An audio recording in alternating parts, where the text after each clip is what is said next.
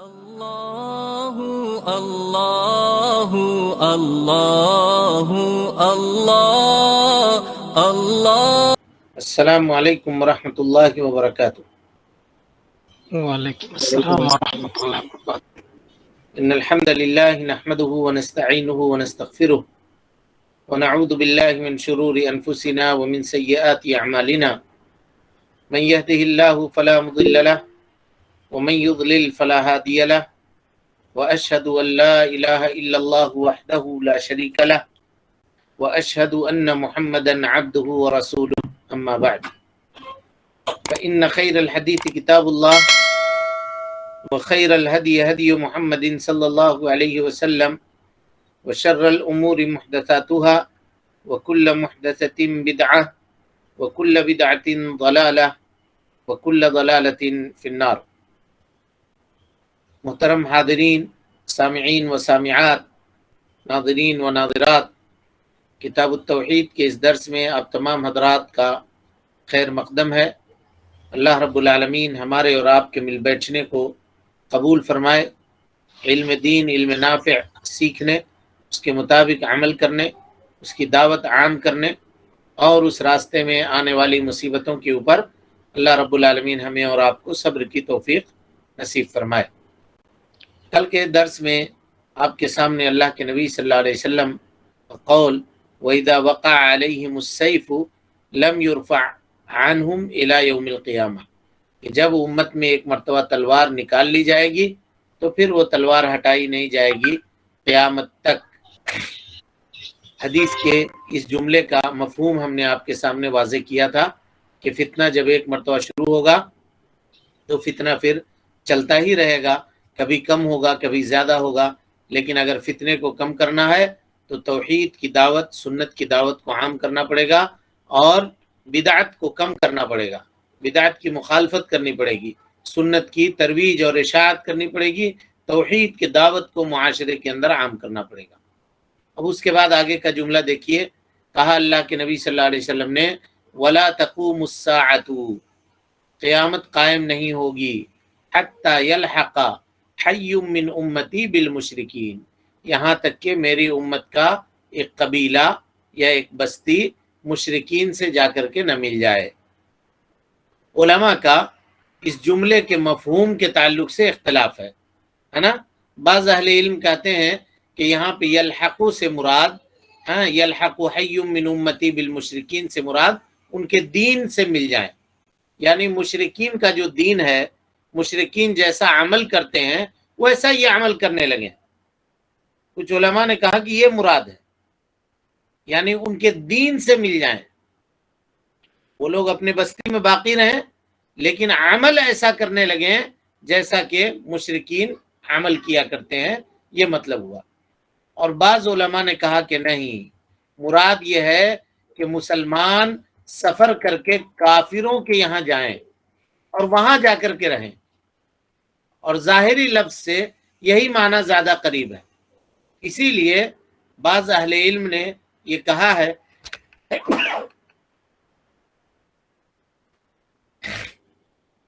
کہ کسی بھی مسلم آدمی کے لیے یہ مناسب نہیں ہے، اگر وہ دار اسلام میں رہتا ہے تو اس کے لیے مناسب نہیں ہے کہ وہاں سے وہ نکل کر کے دار کفر میں جائے اور وہاں اقامت اختیار کرے، وہاں جا کر کے رہے۔ یعنی اگر اللہ رب العالمین نے کسی کو دار اسلام میں رہنے کی سعادت عطا کی ہے تو اس شخص کے لیے یہ مناسب نہیں ہے کہ وہ وہاں سے نکل کر کے دوسری جگہ پہ جائے اور وہاں جا کر کے اقامت اور سکونت اختیار کرے۔ بہرحال دونوں مفہوم اپنی اپنی جگہ پر صحیح ہے، کیونکہ جو آدمی دار اسلام سے نکل کر کے دار کفر میں جائے گا تو دھیرے دھیرے وہ نہیں تو اس کے بال بچے، اور وہ نہیں تو اس کے بال بچے کیا ہوں گے؟ شرک کے اندر مبتلا ہوں گے اور برائی کریں گے۔ اسی طریقے سے نبی صلی اللہ علیہ وسلم کا قول حتی تعبد فیام من امتی الاوثان، کہا کہ قیامت اس وقت تک قائم نہیں ہوگی جہاں تک میری امت، فیام من جماعت، جہاں تک میری امت کی ایک جماعت وہ بتوں کی عبادت نہ کرنے لگے۔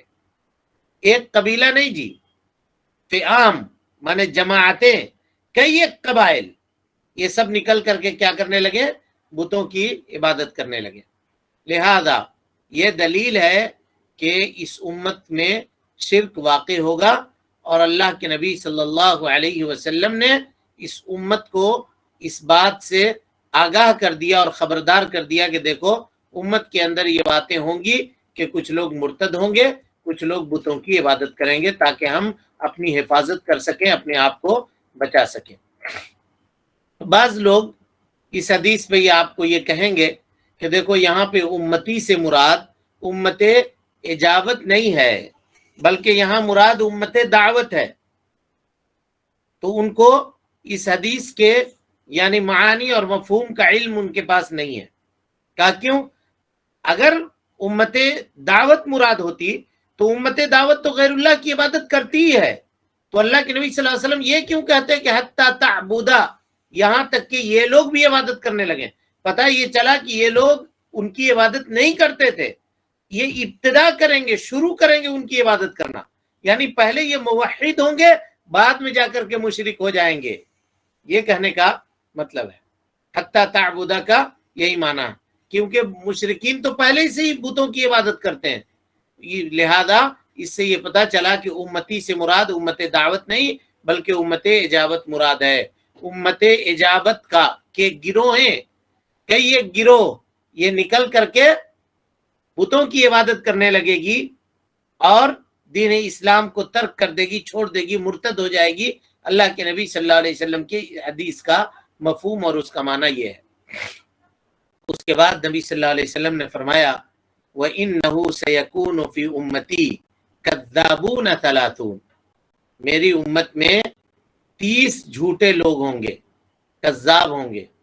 اور یہ جان لیجئے جی، یہ 30 کا عدد جو اللہ کے نبی صلی اللہ علیہ وسلم نے بیان کیا ہے، یہ 30 ہی میں منحصر نہیں ہے، 30 میں نہیں ہے منحصر، یعنی 30 بڑے بڑے کذاب ہوں گے جس کے فالوورز اور جس کے ماننے والے بہت ہو جائیں گے، اور جھوٹے دعوے دار نبوت کے تو یہ بہت سارے لوگ ہیں۔ اللہ رب العالمین ان کے مکر سے، ان کے فریب سے اس امت کی حفاظت فرمائے، اور امت کے سادہ لوگوں کی اللہ رب العالمین حفاظت فرمائے۔ ہر زمانے میں کوئی نہ کوئی نکلتا رہتا ہے، کہیں نہ کہیں سے نکلتا رہتا ہے، اور یہ دعویٰ کرتا ہے کہ ہم فلاں ہیں، ہمارے پاس یہ وحی آتی ہے، ہمارے پاس یہ وحی آتی ہے، ہم نبی ہیں، ہے نا۔ اور دیکھیے اس امت کا معاملہ جی کس طرح سے یہ فتنے کے اندر گرفتار ہوتی ہے۔ کوئی کیسا بھی نکل جائے، پاگل ہو، کچھ بھی ہو، کہنا شروع کرے گا اور 2-4 جادو کر کے دکھا دے گا، اس کے فالوورز ہو جائیں گے، اس کے ماننے والے لوگ نکل جائیں گے، اور کہنے لگے گا ہاں واقعی اس آدمی کے اندر کوئی نہ کوئی خوبی ہے، یہ آدمی ہے ویسا، جبکہ اللہ کے نبی صلی اللہ علیہ وسلم نے واضح طور پہ کہہ دیا انا خاتم النبیین، میں آخری نبی ہوں اور میرے بعد کوئی نبی آنے والا نہیں ہے، چاہے وہ کتنا بھی دعویٰ کر لے، کچھ بھی کر لے۔ اب جیسے آپ دیکھ لیجئے مرزا غلام احمد قادیانی، اس نے دعویٰ کیا اور اس کے فالوورز اور ماننے والے ہوئے نہیں ہوئے؟ آج تک ہیں اس کے فالوورز اور مان رہے ہیں لوگ۔ لہذا ان چیزوں سے اپنے آپ کو بچانا چاہیے۔ اللہ کے نبی صلی اللہ علیہ وسلم کو صرف نبی مان لینا کافی نہیں ہے، بلکہ آپ کو یہ بھی ماننا ہے کہ آپ خاتم النبیین ہیں، آخری نبی ہیں، آپ کے بعد کوئی نبی بن کر کے قیامت تک نہیں آئے گا۔ نبی صلی اللہ علیہ وسلم نے فرمایا بعثت انا والساعۃ کہاتین، لوگوں میں اور قیامت ان 2 انگلیوں کی طرح سے ہے۔ کیا مطلب ہے؟ جیسے ان 2 انگلیوں کے درمیان کوئی تیسری انگلی نہیں ہے، کہ ویسی میرے اور قیامت کے درمیان کوئی نبی نہیں آئے گا، چاہے وہ آپ کو کتنا دعویٰ کر کے دکھا دے، کتنا جھوٹ کا سچ اور سچ کا جھوٹ بنا کر کے دکھا دے، اور کتنا جادوگر، بڑا سے بڑا جادوگر کیوں نہ ہو اور ہاتھ کی صفائی دکھانے والا کیوں نہ ہو، کوئی بھی ہو، ہے نا۔ اس کے بعد نبی صلی اللہ علیہ وسلم نے فرمایا، آگے کا جملہ دیکھیے حدیث کا، کہا لا تزال طائفۃ من امتی، میری امت کا ایک گروہ حق کے اوپر ہمیشہ غالب رہے گی، اور یہ اللہ رب العالمین کی مدد ان کے اوپر ہوگی، اللہ تعالیٰ ان کی مدد کرے گا، ہے نا۔ علماء نے فرمایا کہ یہ مدد واقع ہے، اور یہ مدد کیسی ہوگی جی؟ حجت کی مدد، بیان کی مدد، برہان کی مدد۔ ان کو دلیلوں کے ذریعے سے کوئی پراجت نہیں کر سکتا ہے، ان کو ہرا نہیں سکتا ہے، ان کے پاس ایسے دلائل ہوں گے۔ اور اسی طریقے سے وہ سنتوں کو ثابت کریں گے دلائل کے ذریعے سے، اور بدعتوں کی مخالفت کریں گے دلائل کے ذریعے سے۔ اور یہ امت آج بھی موجود ہے، اور اللہ کے فضل اور اس کے توفیق سے قیامت تک موجود رہے گی۔ اور اسی لیے آپ دیکھیے گا کہ جو لوگ سنت کی مخالفت کرتے ہیں نا، وہ اہل سنت سے دشمنی رکھتے ہیں دو طریقے کے اوپر، یا تو ان کو گالی دیں گے، یا ان کو برا بھلا کہیں گے، ان کے بارے میں جھوٹا پروپیگنڈا کریں گے، فلانا ایسا ہے، فلانا ایسا ہے، فلانا ایسا ہے، تاکہ لوگ اس سے متنفر ہو جائیں۔ یہ ایک پروپیگنڈا ان کا ہوتا ہے۔ اور دوسری چیز کیا ہوتی ہے کہ حکومت کے پاس جا کر کے اور اس کے لوگوں کے پاس جا کر کے ان کے اوپر شکایت کرتے ہیں، اور ان کو پکڑوا کے جیل کے سلاخوں کے پیچھے ڈالتے ہیں۔ چنانچہ تاریخ گواہ ہے، امام ابن تیمیہ رحمۃ اللہ علیہ کو کن بدعتیوں کے کہنے کے بعد میں جیل کے سلاخوں کے پیچھے ڈالا گیا تھا؟ امام احمد ابن حنبل رحمۃ اللہ علیہ کو کن بدعتیوں کے کہنے کے اوپر ان کے پیٹھ کے اوپر کوڑے لگائے گئے تھے؟ اب تاریخ اٹھا کر کے دیکھ لیجئے، ہر دور میں حق پرست جو علماء رہے ہیں، یا حق کے متوالی رہے، حق کو پھیلانے والے رہے ہیں اور حق کے شہدائی رہے ہیں، ان کے ساتھ لوگوں نے دشمنی کی ہے اور ان کو ایذا رسانی اور تکلیف پہنچائی۔ باوجود اس کے اللہ رب العالمین کہتا ہے لا یضرهم من خذلهم، کوئی نقصان پہنچانے والے ان کا نقصان نہیں پہنچا سکتے ہیں، یہاں تک کہ اللہ رب العالمین کا حکم آ جائے، حتی یأتی امر اللہ تبارک و تعالی۔ ہاں جی، یہاں پہ اللہ رب العالمین کے امر سے کیا مراد ہے؟ قیامت۔ کیا مراد ہے؟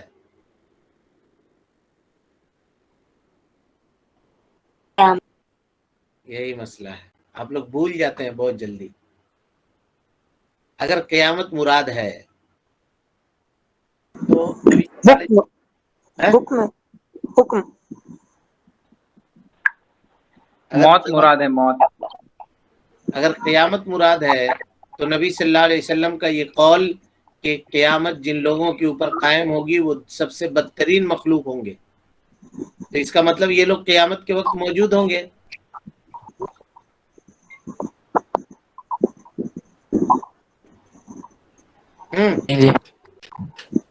موجود ہوں گے؟ نہیں، پھر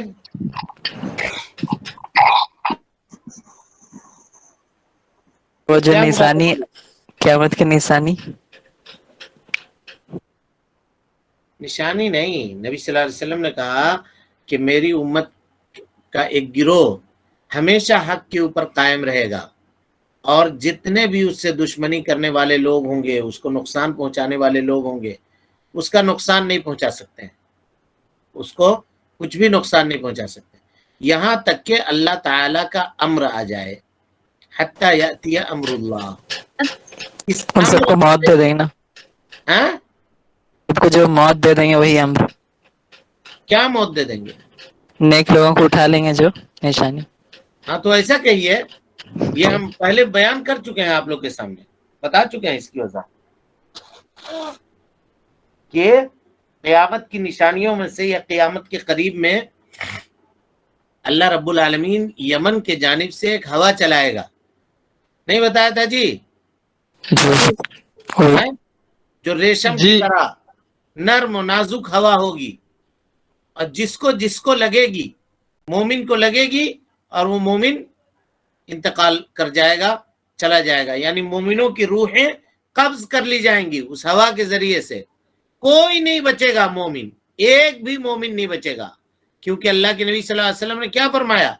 کہا لا تقوم الساعہ، قیامت اس وقت تک قائم نہیں ہوگی حتی یقال فی الارض اللہ اللہ، زمین کے اوپر اللہ اللہ کہنے والا اگر ایک آدمی بھی باقی ہوگا تو قیامت نہیں قائم ہوگی، ایک آدمی بھی۔ تو پتہ یہ چلا کہ قیامت سے قبل تک سارے مومنین موحدین کیا ہوں گے؟ اس ہوا کے ذریعے سے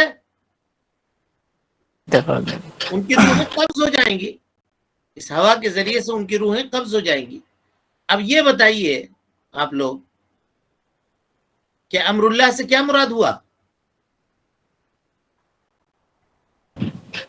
قیامت کی نشانی نیک لوگوں کی موت۔ قیامت کی نشانی میں سے وہ ہوا جو اللہ رب العالمین یمن کے جانب سے چلائے گا، اور جو ریشم کی سے زیادہ نرم و نازک ہوگی، اور جس کے ذریعے سے مومنین کی روح قبض کر لی جائے گی۔ اب اس کے بعد بچے گا کون؟ وہی لوگ بچیں گے جو لات اور عزا کی عبادت کرتے ہوں گے، وہی لوگ بچیں گے جو بتوں کی پرستش کرتے ہوں گے، کوئی مومن مسلمان نہیں بچے گا۔ تب جا کر کے قیامت سب سے بدترین لوگوں کے اوپر قائم ہوگی۔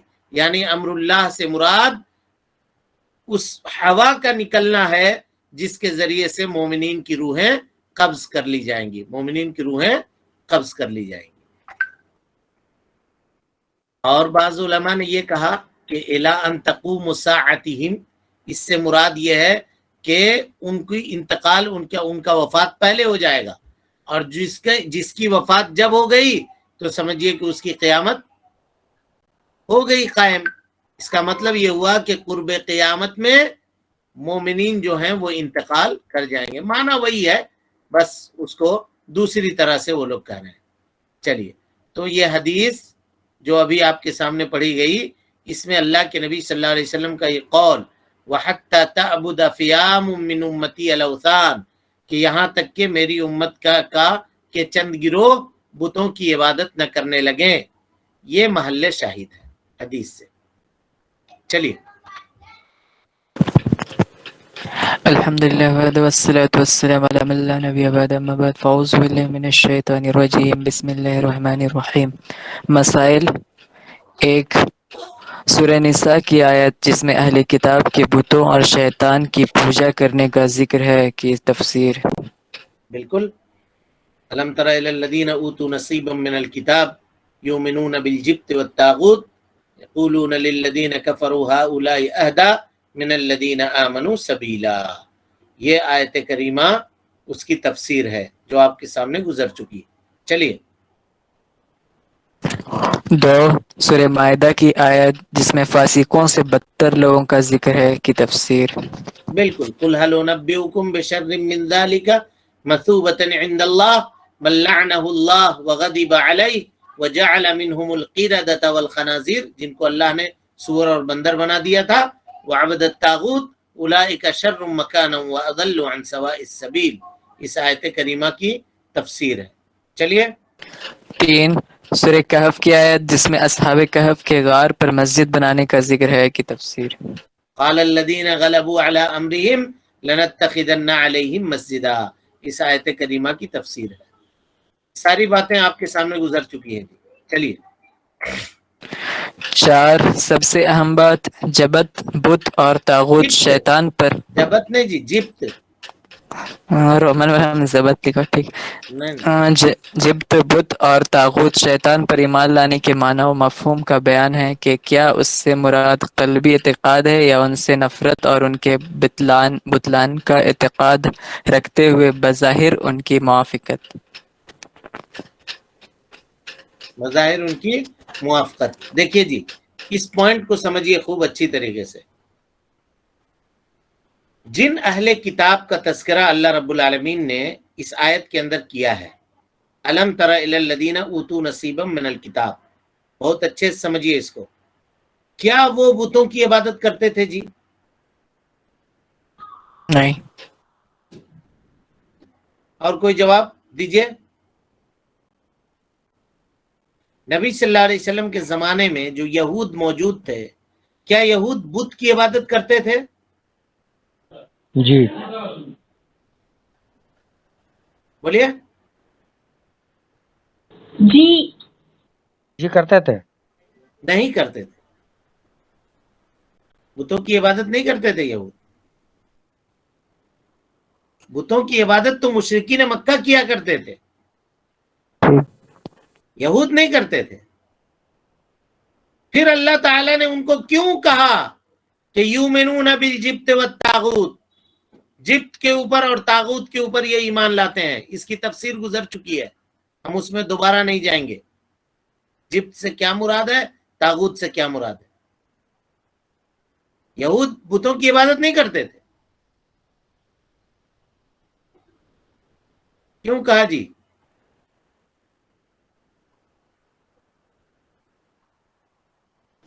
جبت سے مراد جادو ہے. علماء کو معبود بنانا. نہ،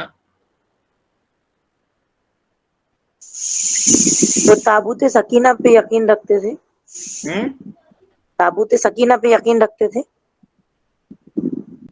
تو اس سے کہاں بت ثابت ہوا؟ اس سے بت نہیں، وہ یہ یقین رکھتے تھے کہ جہاں پر بھی تابوت سکینہ لے کے جائیں گے تو وہ جنگ جیت لیں گے اور ایسا کچھ.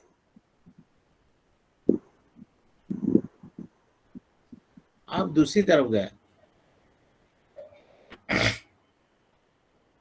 آیت کریمہ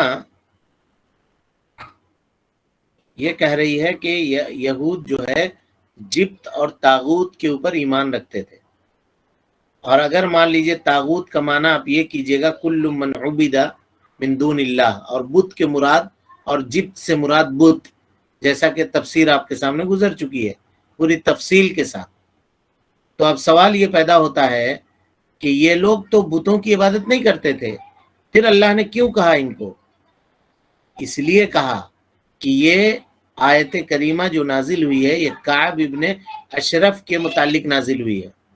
مشرکین مکہ اس کے پاس آئے اور آنے کے بعد یہ سوال کیا کہ کعب ابن اشرف ایک فیصلہ کرو. تو بولو کیا فیصلہ کریں؟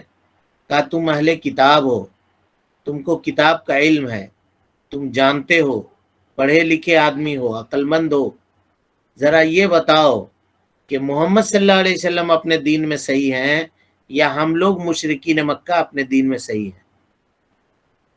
یہ سوال کیا. تو کعب ابن اشرف نے کیا کہا؟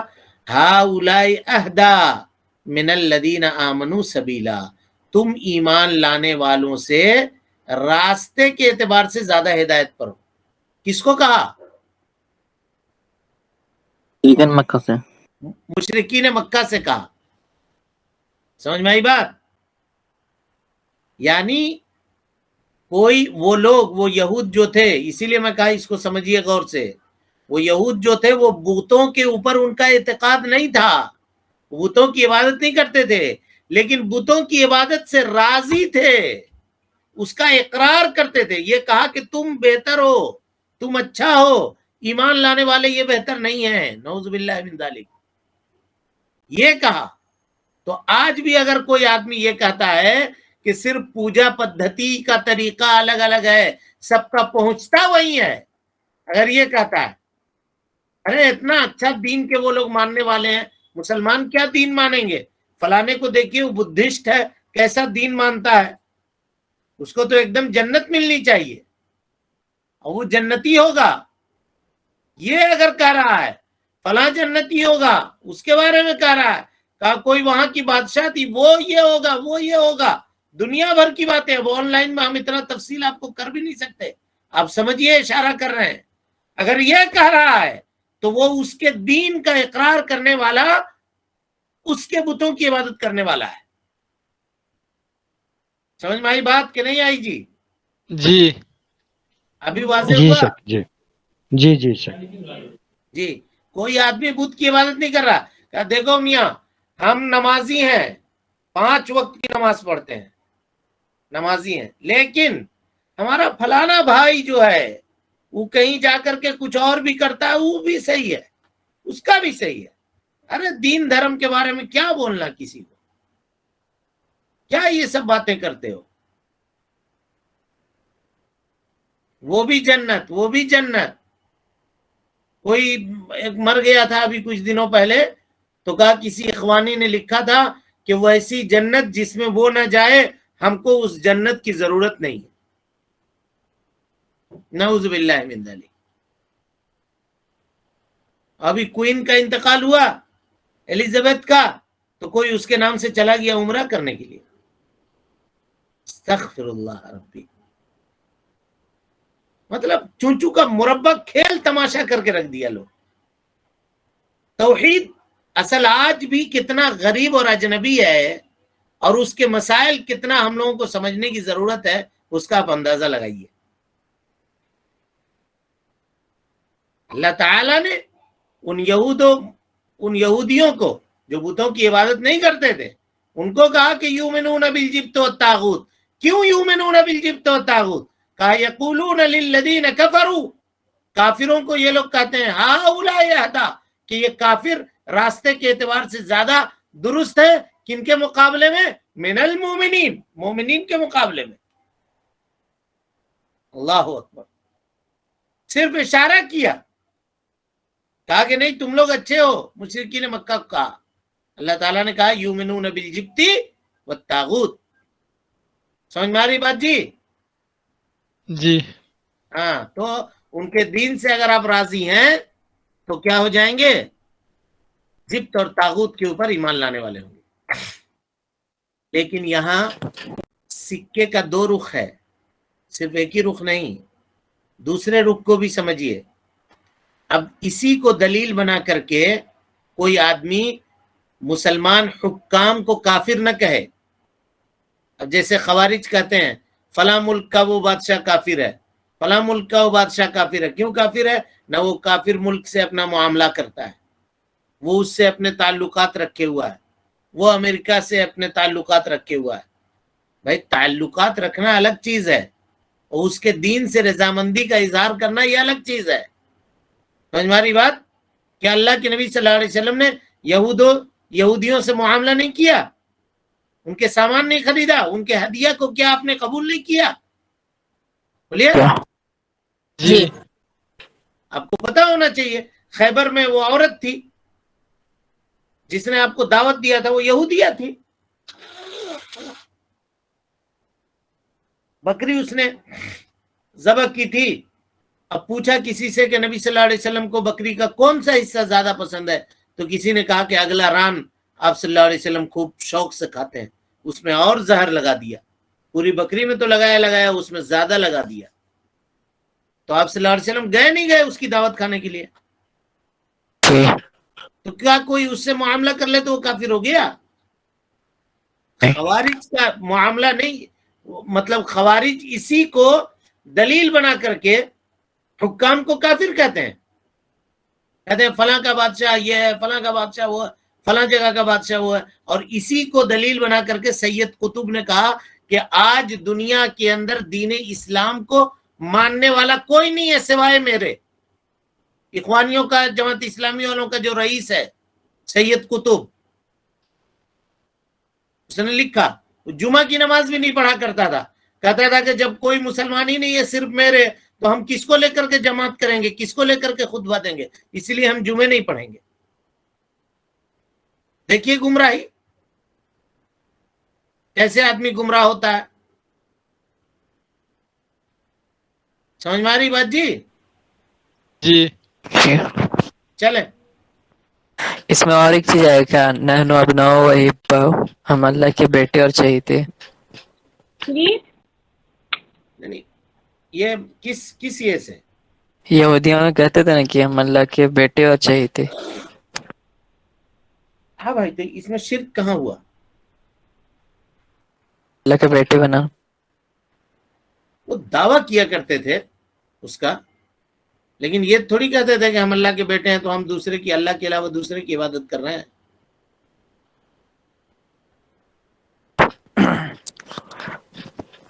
5 یہ کفر ان کا ضرور ہوا، یہ جملہ یہ کہنا ان کا کفر ضرور ہوا، لیکن وہ بتوں کی عبادت نہیں کرتے تھے نا.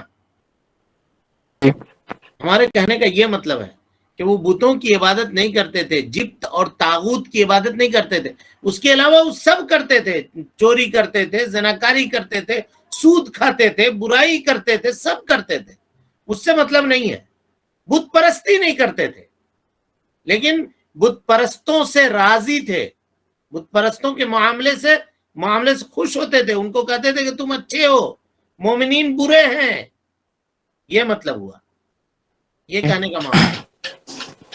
5 اس سے یہود کی یہ بات بھی معلوم ہوئی کہ اپنے کفر سے واقف کفار اہل ایمان سے زیادہ صحیح راستے پر ہیں۔ جی انشاءاللہ اب اس کی تشریح کل کریں گے۔ اللہ رب العالمین سے دعا ہے کہ اللہ تعالی ہمیں اور آپ کو حسن عمل کی توفیق دے۔ رب العالمین ہم سب کی اصلاح فرمائے، نیکیوں کو قبول کرے، سیئات سے درگزر فرمائے، جب تک زندہ رکھے دین اسلام پہ زندہ رکھے، اور جب اٹھائے ایمان پہ اٹھائے۔ آمین وآخر دعوانا ان الحمدللہ رب العالمین۔ ہاں جی، سبق سمجھ میں آ رہا ہے؟ جی انشاءاللہ۔ ہاں، اور باقی لوگوں کو؟ جی شیخ الحمدللہ۔ الحمدللہ۔ ٹھیک ہے، اتنی تفصیل ٹھیک ہے؟ کیا اور مزید تفصیل چاہیے؟ شیخ کسی غیر مسلم کے یہاں جا کے ہم کھانا کھا سکتے ہیں؟ اگر اس کے یہاں کوئی تہوار وغیرہ ہے، کوئی پوجا وغیرہ ہے، کچھ اور ہے، تو نہیں جا سکتے ہیں۔ اس مناسبت سے اگر وہ دعوت دے رہا ہے تو نہیں جا سکتے ہیں، لیکن ایسے ہی عام دنوں میں اگر اس نے آپ کو دعوت دیا، بلایا، تو جا سکتے ہیں۔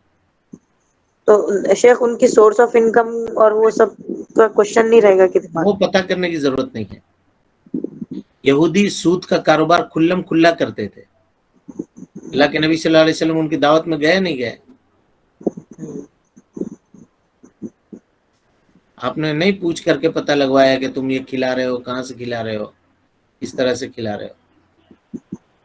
تو کوئی مسلم کے گھر میں اگر اپنے کو یہ پتا ہے کہ وہ ایسا تھوڑا غلط کاروبار ہے، تو پھر اس کے وہاں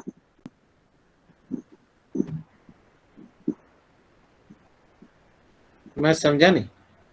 کوئی مسلم کے گھر میں دعوت ہے اور ان کا کاروبار اپنے کو پتا ہے کہ تھوڑا 2 نمبر کا ہے، تو تب نہ مت جائیے۔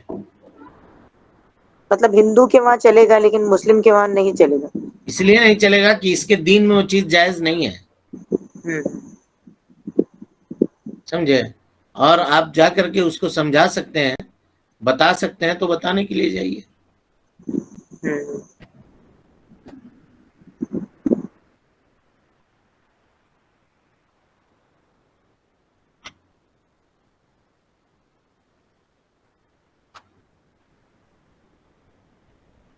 اور کوئی سوال ہے کسی کے پاس؟ السلام علیکم۔ وعلیکم السلام۔ لیکن دیکھیے جی، یہ جانے اور نہ جانے کی جو بات ہے نا، کسی کے اسرار کے پیچھے ہم کو پڑنا نہیں ہے۔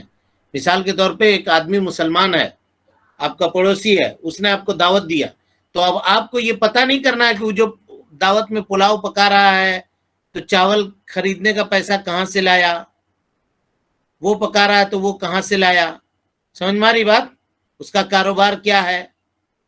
مسلمان ہے، اس کے بارے میں یہ چیز ہے کہ وہ عادل ہے، دیندار ہے، ٹھیک ہے، حلال ہی لایا ہوگا۔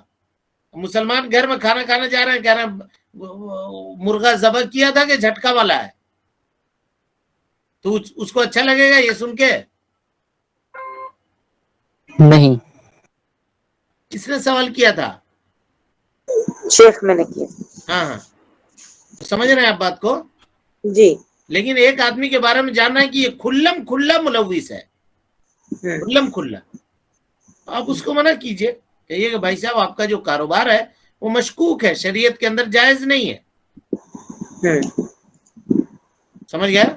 جی جی۔ چلیں۔ شیخ مغرب کی نماز ادا کرنے کا آخری وقت کب تک ہوتا ہے؟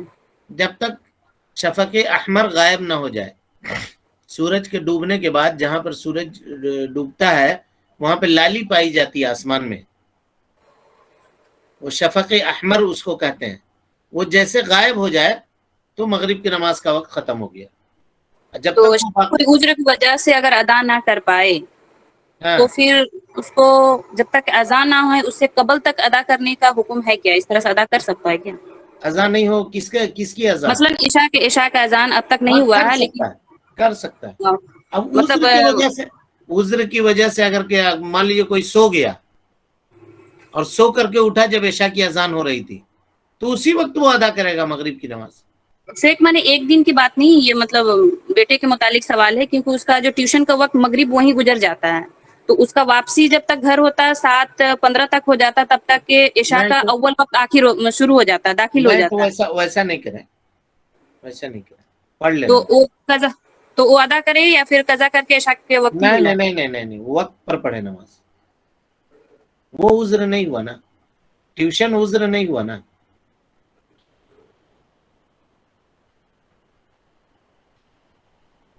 ٹیوشن عذر نہیں ہے. کیونکہ ٹیوشن تو نان مسلم کے یہاں جا کے پڑھتا ہے. پھر بھی ان کہے کہ تھوڑا سا ہم کو وقت دیجیے. اب اس میں بیچ میں کھانے کا اگر مان لیجیے ضرورت پڑے گی تو وقت ملے گا نہیں ملے گا؟ اور کوئی حاجت اگر ہو جائے گی اس کو تو اس کے لیے وقت ملے گا نہیں ملے گا؟ جی ملتا ہے. تو ویسے ہی ہے، 5 سے 7 منٹ کا وقت لگتا ہے 3 رکعت نماز پڑھنے کا. اجازت لے لیں، کہہ دیں کہ ہمارے بیٹے کو اذان ہو تو تھوڑا دیر چھوڑ دیا کرے، وہ نماز پڑھ لے. ہاں جی، اور کوئی جواب سوال ہے کسی کے پاس؟ السلام علیکم سر. وعلیکم السلام. سر کئی بار ایسا ہوتا ہے کہ ہم شادیوں میں جاتے ہیں تو ہمارے مسلم بھائی ہیں، لیکن اگر ہمیں پتہ ہے کہ وہ جیسے فاتحہ وغیرہ کرتے ہیں جو بھی کھانا وغیرہ بنتا ہے تو اس کا ہوگا پھر وہ کھانا؟ اگر فاتحہ کر دیا ہے دیگ وغیرہ میں تو نہیں کھا سکتے ہیں اس کو. اچھا جی، اگر مطلب دوسرا جیسے کھانا مان لیجیے انہوں نے پلاؤ پکایا، بریانی، اگر اس کو فاتحہ کیا تو نہیں کھا سکتے. اس کے علاوہ جو کوئی دوسرا آئٹم بنا ہے تو اسے کھا سکتے ہیں نا، کوئی پرابلم نہیں. ہاں ہم تو جہاں تک دیکھا ہے جانتے ہیں کہ وہ سب آئٹم سے لے کر کے سب میں کرتا ہے فاتحہ، کوئی آئٹم چھوڑتا تھوڑی ہے. نہیں، جہاں اکثر ویسے جہاں جاتا ہوں کنفرم کر لیتا ہوں، پتہ ہے جن کے بارے میں کہ جو لوگ کرتے ہیں یہ ساری چیزیں تو پتہ کر لیتا ہوں، وہاں پہ لوگ رہتے ہیں اپنے تبھی. اور ایسے اگر کسی کے بارے میں پتہ ہے کہ تو جاتا ہی نہیں ہوں، لیکن اس سے کنفرم کر رہا تھا کہ ہاں ٹھیک کھانا ہے، جائز ہے کہ نہیں. اگر جس نے نہیں کیا ہے تو اس کو کھا سکتے ہیں آپ. جزاک اللہ. شیخ السلام علیکم ورحمۃ اللہ وبرکاتہ. جیسے اس ڈیگ سے نکال کے ایک پلیٹ میں جو ہے نکال کر کے وہ لوگ فاتحہ کرتے ہیں، باقی ڈیگ کا جو ہے کہ تو چھوڑ دیتے ہیں، تو اس ارے طریقے میرے سے بھائی، کھانا وہ اس طریقے دیگ سے سے کھانا جو چاہیے. نکال کر کے ایک پلیٹ کرتا ہے نا، اس پہ جی، یہ عقیدہ ہوتا ہے کہ ہم جس کے لیے کر رہے ہیں یہ کھانا اس کے لیے ہے، یعنی پورا ڈیگ. اس کا یہ عقیدہ ہے. باقی پورا ڈیگ کا وہ یہ کرتا ہے نیت. یہ جو پکوان پکایا گیا ہے یہ پورا جی پکوان فلانے کے واسطے سے اس کے واسطے سے اس کے واسطے تک پہنچا دے، ایسے نہیں کہتا ہے کیا؟ جی پھر لے دے کر وہی بات کرتے ہیں یار. کام کی بات کوئی پوچھئے. اور کوئی سوال ہے جی کسی کے پاس؟ چلیں ٹھیک ہے پھر. السلام علیکم ورحمۃ اللہ وبرکاتہ. اللہ اللہ اللہ اللہ اللہ اللہ اللہ اللہ